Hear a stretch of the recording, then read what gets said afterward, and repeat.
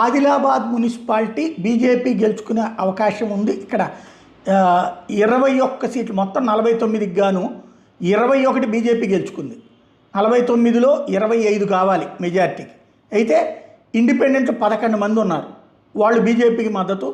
అలాగే ఈ ఎక్స్-అఫీషియో సభ్యుల ఓటు ఎంపీ ఎమ్మెల్యే ఇవి ఉంటాయి కాబట్టి వాటితో కైవసం చేసుకోవచ్చు. కాంగ్రెస్ బీఆర్ఎస్ కలవ కాబట్టి కాంగ్రెస్కి 11, బీఆర్ఎస్కి 6 వచ్చినాయి కాబట్టి సాధ్యం కాదు. తద్వారా ఆదిలాబాద్ బీజేపీ గెలుచుకుంటుంది మున్సిపాలిటీ. అలాగే భద్రాద్రి కొత్తగూడెం వచ్చేటప్పటికి కాంగ్రెస్ పార్టీనే. Aswaraopeta Congress party 1 sided win, 19, 17 సీట్లు వచ్చినాయి అక్కడ. మిగతా వాళ్ళు 3-2 రేంజ్లో ఉన్నారు. హన్మకొండ పరకాల బీజేపీనే, ఇదే కాంగ్రెసే గెలుచుకుంది. అక్కడ బీఆర్ఎస్ 6, బీజేపీ 3 వలన. జగిత్యాల వచ్చేటప్పటికి కాంగ్రెస్ పార్టీ జగిత్యాల గెలుచుకుంది ఇండిపెండెంట్తో కలిపి.